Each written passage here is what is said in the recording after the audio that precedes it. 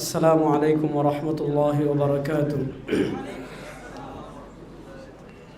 আল্লাহ রাব্বুল আলামিনের নিজাম ছিল।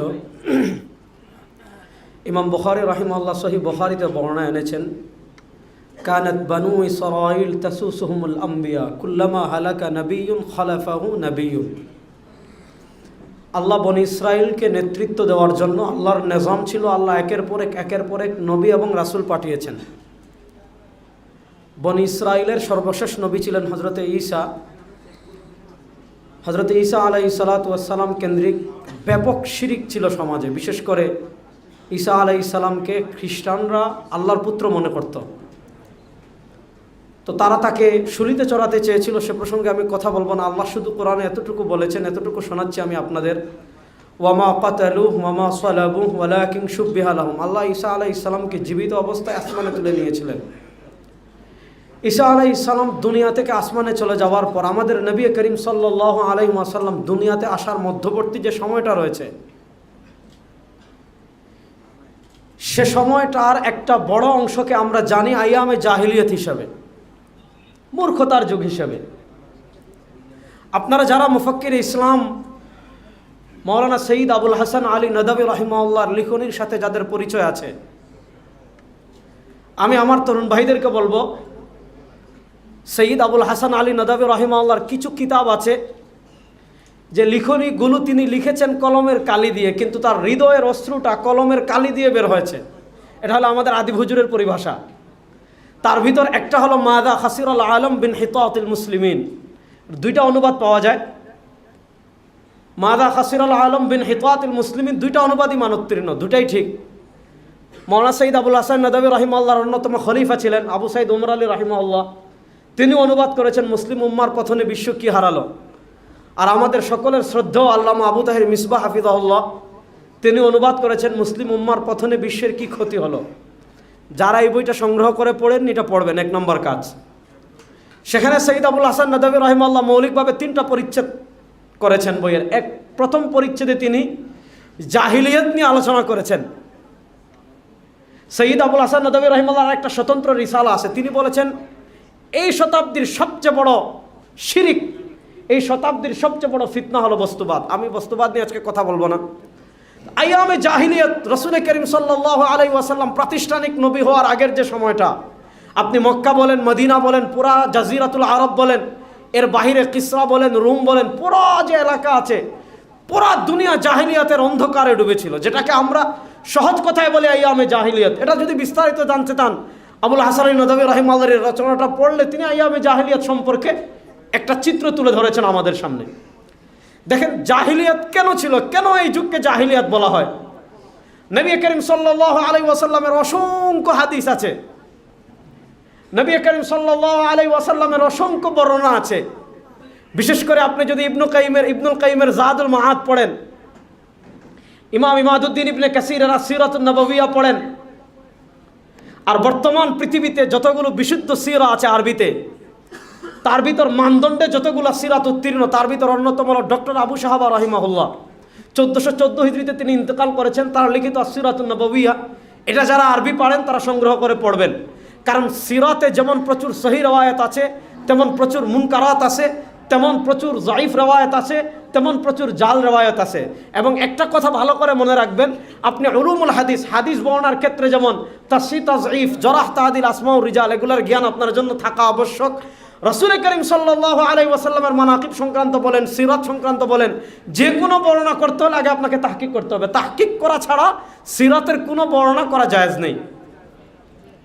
রাসূল করিম সাল্লাল্লাহু আলাইহি ওয়াসাল্লাম প্রাতিষ্ঠানিক নবী হওয়ার আগে সবচেয়ে বড় যে অসভ্যতা দুনিয়াতে ছিল, জাহিলিয়াত ছিল, সেটা ছিল শিরিক। মানুষ লাতের পূজা করত, মানুষ মানাতের পূজা করত, মানুষ হুবালের পূজা করত, মানুষ উজ্জার পূজা করত। এই জন্য দেখেন ইমাম বুখারী রাহিমাহুল্লাহ বুখারী শরীফের কিতাবুল মাগাজিতে রওয়ায়াত এনেছেন, আমরা যেমন আল্লাহকে সবচেয়ে বড় মনে করি যখন সংকটপূর্ণ সময়ে পড়ি, অথবা যখন আমাদের ইমানি জজবা দেখানোর প্রয়োজন হয়, আমরা স্লোগান দিই আল্লাহু আকবার। এখন যেমন আমরা আল্লাহু আকবার স্লোগান দিই, আজানেও বলি, খানকায়ও বলি, রাজপথেও বলি, সব জায়গায় আমরা স্লোগান দিই আল্লাহু আকবার। আইয়ামে জাহিলিয়াতে ব্যাপক স্লোগান ছিল উলু হুবাল। এজন্য বুখারী শরীফের কিতাবুল মাগাজিতে বর্ণনা পাবেন, যখন উহুদের যুদ্ধে সরওয়ারে দু আলম সাল্লাল্লাহু আলাইহি ওয়াসাল্লাম সাময়িক সময়ের জন্য আত্মগোপন করেছিলেন। আবু সুফিয়ান তখন স্লোগান দিয়েছিলেন উলু হুবাল। হযরত ওমর ইবনুল খাত্তাব রাদিয়াল্লাহু তাআলা তখন দাঁড়িয়ে বলেছিলেন আল্লাহু আকবার। তখন আবু সুফিয়ান পাল্টা জবাব দিয়েছিলেন লানা উজ্জা ওয়ালা উজ্জা লাকুম। ও ওমর ইবনুল খাত্তাব, আমাদের তো উজ্জা মূর্তি আছে, তোমাদের তো কোনো উজ্জা নাই। তো এটা ছিল সবচেয়ে বড় জাহিলিয়াত। মানুষ মূর্তি পূজা করত, মানুষ খাম্বা পূজা করত, মানুষ লাতের পূজা করত, মানুষ মানাতের পূজা করত, মানুষ হুবালের পূজা করত, মানুষ উজ্জার পূজা করত। আজকে আপনি আমাদের দিকে দেখান, আমাদের সমাজের দিকে তাকান, মানুষ কোরআনের ছোঁয়া পাওয়ার আগে, মানুষ হাদিসের ছোঁয়া পাওয়ার আগে যে খাম্বা পূজা করত, খাম্বা দিয়ে শিরিক করত, সেই খাম্বা পূজা আমাদের সমাজে আসে না নাই? কথাটা ভালো করে বুঝবেন। সেই খাম্বা পূজা আমাদের সমাজে আছে না নাই? বাঁশ দিয়ে খাম্বা বানায়, লোহা দিয়ে খাম্বা বানায়, তারপর আপনার মনে করেন সিমেন্ট দিয়ে খাম্বা বানায়, তারপর বিশেষ দিবসে গিয়ে ওই খাম্বার ওখানে ফুল দে, ওই খাম্বার ওখানে এইটা দে, ওই খাম্বাকে শ্রদ্ধা করে, ওই খাম্বাকে বিশেষ কিছুর মনে করে। এই যে জাহিলিয়াত, কোরআন পাওয়ার পর, হাদিসের আলো পাওয়ার পর, আইয়ামে জাহিলিয়াত নূহ আলাইহিস সালামের যুগের মানুষ খাম্বা পূজা করত। আল্লাহ কোরআনে বলেছেন লা তাযারুন্না আলিহাতাকুম ওয়ালা তাযারুন্না ওয়াদ্দাম ওয়ালা সুওয়া ওয়ালা ইয়াগুস ওয়া ইয়াউক ওয়া নাসরা। আপনি বুখারী শরীফের কিতাবুত তাফসীর খুলেন, সাইয়্যিদুনা ইবনে আব্বাস থেকে বর্ণনা আসছে, ইবনে জারীর তাবরী তাফসীর ইবনে জারীর তাবরীতে যান, অসংখ্য সাহাবা একরাম থেকে বর্ণনা আসছে। এরা সবাই নেক মানুষ ছিলেন। মানুষ তাদের নামে খাম্বা বানিয়ে প্রথম শিরিক পৃথিবীতে শুরু করেছিল।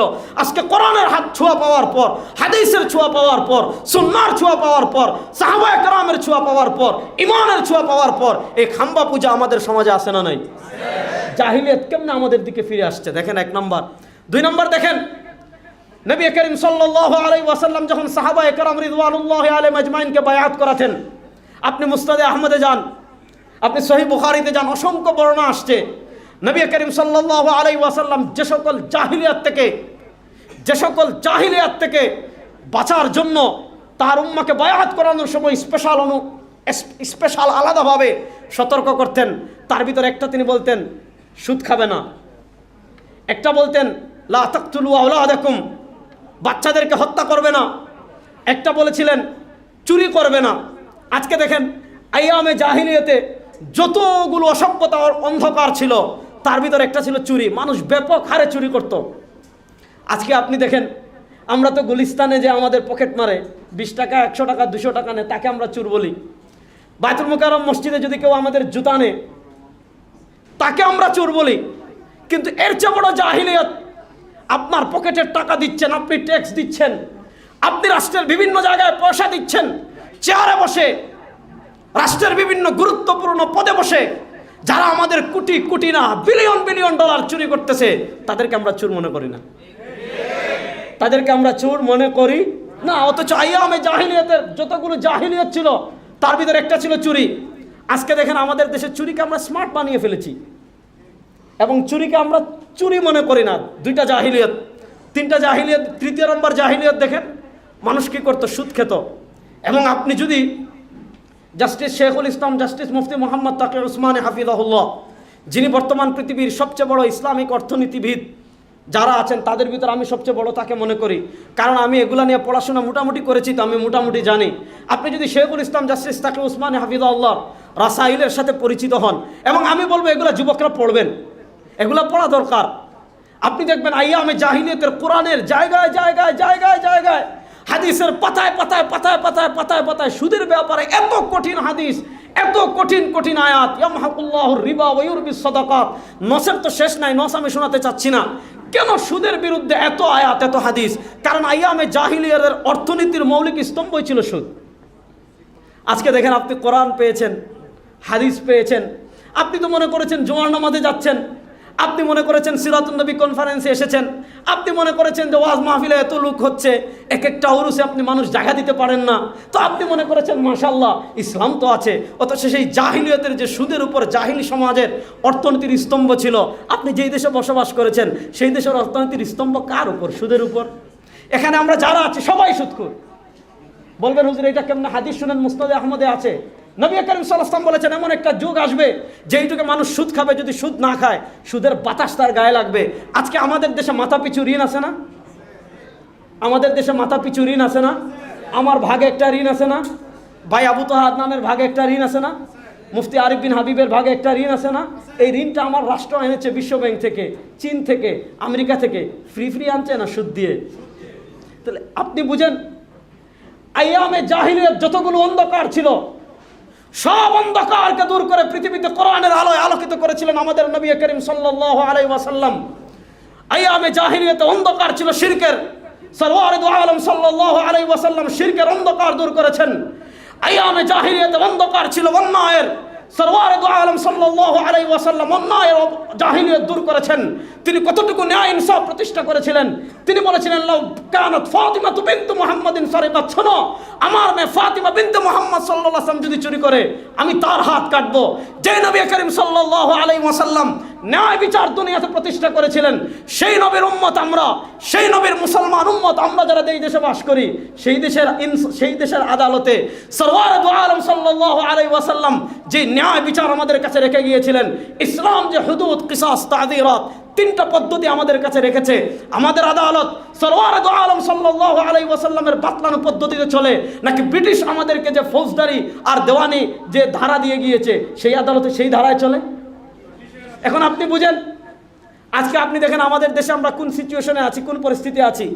যারা কোরআনের কথা বলে, যারা হাদিসের কথা বলে, যারা আধিপত্যবাদের বিরুদ্ধে কথা বলে, যারা এই দেশের ইসলাম তাহজিব তামাদ্দুনের পক্ষে কথা বলে, আজকে সেই সকল ওলামায়ে কেরামকে তারা 3 বছর থেকে কারাগারে বন্দী করে রেখেছে। অথচ ইসলামী আইন আদালত যদি থাকতো, ওনারা তো ওনাদের নামে মামলা হওয়া দূরের কথা, ওনারা এই উম্মার সিংহপুরুষ, উম্মার জন্য ওনাদের ত্যাগ আছে, উম্মার জন্য ওনাদের কোরবানি আছে। আমি আমার যুবক ভাইদেরকে বলবো, আমি কথা শেষ করে ফেলছি, ভালো করে বুঝেন। আইয়ামে জাহিলিয়াতে যতগুলো জাহিলিয়ত ছিল সব জাহিলিয়ত আবার আমাদেরকে গ্রাস করে ফেলছে। সব জাহিলিয়ত আমাদের সমাজে আবার প্রতিষ্ঠা হচ্ছে। সরওয়ারে দু আলম সাল্লাল্লাহু আলাইহি ওয়াসাল্লাম যেমন কোরআনের আলোয় সব জাহিলিয়াতকে পায়ের তলে পিষ্ট করে ফেলেছেন। আজকে যদি আমরা যুবকরা একত্রিত হয়ে যাই, আজকে যদি আমরা যুবকরা আলাউ কালিমাতিল্লাহ, আল্লাহর জমিনে আল্লাহর পতাকাকে বুলন্দ করার জন্য একত্রিত হয়ে যাই, ইনশাআল্লাহ বাংলাদেশ থেকে সব জাহিলিয়াত দূর হয়ে আবার ইসলামের পতাকা বিজয় হবে ইনশাআল্লাহ। তাহলে আমরা বাংলাদেশে ইসলাম বিজয় হোক, এটা আমরা চাই কি চাই না? যুবক ভাইরা, বাংলাদেশে ইসলাম বিজয় হোক, এটা আমরা চাই কি চাই না?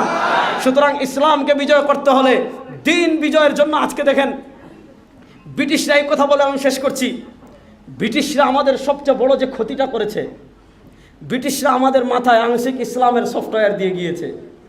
ব্রিটিশরা আমাদেরকে বুঝিয়েছে তোদের ইসলাম মানে কি, মসজিদে নামাজ পড়বি, খানকায় জিকির করবি, মাঝে মধ্যে বাবার মাজারে উরুসে গিয়ে তাবারুক খাবি, এরপরে মনে করেন আর বেশির চেয়ে বেশি ইসলাম নামাজে হাত কি বুকের উপর বাঁধবি নাকি নাভির উপর বাঁধবি? হাতই বাঁধবো না তো কি হয়েছে? নামাজে হাতই বাঁধবো না, হাত ছেড়ে নামাজ পড়বো, নামাজ হবে কি হবে না?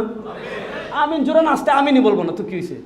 যে জোরেও তো নাই আসতেও নাই, আমিনই বলবো না। কিন্তু আপনি বুঝেন ব্রিটিশরা আমাদেরকে এই কিছু মানুষকে ব্রিটিশরা কিনেছে এজন্যই, এরা উম্মাকে এই ছোট ছোট ছোট ছোট বিষয় ব্যস্ত করে রাখবে, বলবে তোরা খানকাতে থাক, তোরা এটাতে থাক, রাষ্ট্র পরিচালনা করবো কারা? আমরা। আইন আদালত, আইন চলবে কাদের? আমাদের। সংবিধান কাদের? আমাদের। হুকুমত কাদের? আমাদের। না, ইসলাম এসেছে কেন? হুয়াল্লাযী আরসালা রাসূলাহু বিল হুদা ওয়া দীনিল হক লিইয়ুযহিরাহু আলা দ্বীনি কুল্লি। আল্লাহ ইসলাম দিয়েছেন, দুনিয়াতে সব কিছুর উপর বিজয়ী থাকবে ইসলাম। দুনিয়াতে সব কিছুর উপর বিজয়ী থাকবে কি? সুতরাং এই ইসলাম যদি আমরা বিজয়ী করতে চাই, আমার ভাই শামসুদ্দৌলা আশরাফী হাফিজাহুল্লাহ যে কথা বলেছেন, আমি যুবকদেরকে এই কথা বলি। আজকে আমাদের যুবক সমাজে এমন প্রচুর মানুষ পাবেন যে তাকে যদি জিজ্ঞেস করেন রাসূলুল্লাহ সাল্লাল্লাহু আলাইহি ওয়াসাল্লামের সিরাতের কোন কিতাব আপনি পড়েছেন, অনেক মাদ্রাসার ছাত্র এমন যে নাহবে মীরের বছরে যে সিরাতে খাতমুল আম্বিয়া পড়েছিল তার সিরাত পঠন এতটুকুই, যে সিরাতে খাতমুল আম্বিয়া। এজন্য আমি আপনাদেরকে বলবো, এখন তো ভালো ভালো প্রচুর সিরাতের কিতাব পাওয়া যায়। সৈয়দ আবুল হাসান নদভী রাহিমাহুল্লাহর সিরাতুন নববিয়া পড়বেন, ইদ্রিস কান্দলভী রাহিমাহুল্লাহর সিরাতে মুস্তাফা পড়বেন, হাকিমুল উম্মত মুজাদ্দিদে দ্বীন ও মিল্লাত আল্লামা আশরাফ আলী থানভী রাহিমাহুল্লাহর নসরুত তিব পড়বেন। আমি আপনাদেরকে আরেকটা অসাধারণ সিরাতের কথা বলে শেষ করছি, যারা উর্দু পারেন এটা পড়বেন। শেখুল ইসলাম জাস্টিস মুফতি মোহাম্মদ তাকি উসমানী হাফিজাহুল্লাহ, তার একজন ভাই আছেন শেখ ওয়ালি রাজি। তিনি কি আজীব কারিশমা করেছেন জানেন? তিনি নবী করিম সাল্লাল্লাহু আলাইহি ওয়াসাল্লামের একটা সিরাতের কিতাব লিখেছেন, হাদিয়ে আলম। আমি ওই কিতাবটা পড়ার পর মানে 4-5 দিন আমি মানে স্বাভাবিক ছিলাম না। কি করেছেন জানেন? পুরা সিরাতের কিতাব তিনি লিখেছেন, পুরা সিরাতের কিতাবে একটা নুক্তাওয়ালা হরফ নাই। মনে করেন আপনি উর্দু ভাষায় যদি নবী করিম সাল্লাল্লাহু আলাইহি ওয়াসাল্লামের সিরাত লিখতে চান, বা, তা, জিম, খা, ডাল, শিন, ওয়াদ, ওয়া, গাইন, ফা, কাফ, নুন, মানে অধিকাংশের বেশি হরফ হলো নুক্তাওয়ালা। ওলি রাজি রাহিমাহুল্লাহ তিনি কি লিখেছেন? হাদি আলম লিখেছেন একটা সিরাতের কিতাব, পুরো সিরাতের কিতাবে একটা নুক্তাওয়ালা হরফ নাই। তো শেখুল ইসলাম জাস্টিস তাকি উসমানী হাফিজুল্লাহর ভূমিকা লিখেছেন। তিনি বলেছেন, যখন আমি এই সিরাতের কিতাবটা পড়েছি মনে হচ্ছিল আমার কলমটা আমার দাঁত ভেঙে দাঁতের মধ্যে প্রবেশ করতেছে। কারণ কি? এত কঠিন কাজ আল্লাহ তাকে দিয়ে কেমনে করালেন। তো আমি বিশেষ করে আপনাদেরকে বলবো, রাসূল করিম সাল্লাল্লাহু আলাইহি ওয়াসাল্লামের সিরাতের কিতাব, ওই যে ইমাম ইবনে হিশাম রাহিমাহুল্লাহ প্রথম সিরাতে ইবনে হিশাম লিখেছেন, তারপর এমন কোনো শতাব্দী নাই, এমন কোনো যুগ নাই বড় বড় বড় বড় বড় বড় সিরাতের কিতাব লেখা হয় নাই। মাওলানা সৈয়দ আবুল হাসান নদভী রাহিমাহুল্লাহ বলেছিলেন যে আমাকে যদি বলা হয় যে আপনি জেলে যাবেন, কোরআন শরীফ ছাড়া 2টা বই নিতে পারবেন, উনি বলেছেন আমি 2টা বই নিব, একটা হলো আল হেদায়া আর আরেকটা হলো ইমাম ইবনে কাইয়িম আল জাওজিয়া রাহিমাহুল্লাহ লেখা সিরাতুল কিতাব জাদুল মাআদ। এজন্য আমি আপনাদেরকে অনুরোধ করব, এখন তো ভালো ভালো সিরাতের বই অনুবাদও হচ্ছে, আর যারা মৌলিক বই পড়তে পারেন, বিশেষ করে আশরাফ আলী থানভী রাহিমাহুল্লাহর সিরাতের কিতাব আছে, ইদ্রিস কান্দলভী রাহিমাহুল্লাহর সিরাতের কিতাব আছে, শেখুল ইসলাম আপনার এরপরে যদি আসেন আশরাফ আলী থানভী রাহিমাহুল্লাহর নাসরুদ্দিন, সৈয়দ আবুল হাসান নদভী রাহিমাহুল্লাহর সিরাতুন নববিয়া, ইদ্রিস কান্দলভী রাহিমাহুল্লাহর আপনার সিরাতে মুস্তাফা, আরও যত কিতাব আছে মুতাকাদ্দিমিনের যুগে গেলে তো আর শেষ নাই। আমরা প্রত্যেকেই অন্তত নিয়ত করি এই রমাদানে কমসে কম একটা হলো নবী করিম সাল্লাল্লাহু আলাইহি ওয়াসাল্লামের সিরাত পড়ব। কারা কারা ওয়াদা করেছেন? পড়ব তো ইনশাআল্লাহ। আল্লাহ আমাদের সবাইকে কবুল করুন। সবাই বলেন আমিন। আমি যে কথাগুলো বললাম, ইন আসাবতু ফামিনাল্লাহ ওয়া ইন আখতাতু ফামিন্নি ওয়া মিনাশ শাইতান। সুবহানাকাল্লাহুম্মা বিহামদিকা আশহাদু আল্লা ইলাহা ইল্লা আনতা আস্তাগফিরুকা ওয়া আতুবু ইলাইক। আসসালামু আলাইকুম ওয়া রাহমাতুল্লাহি ওয়া বারাকাতুহু।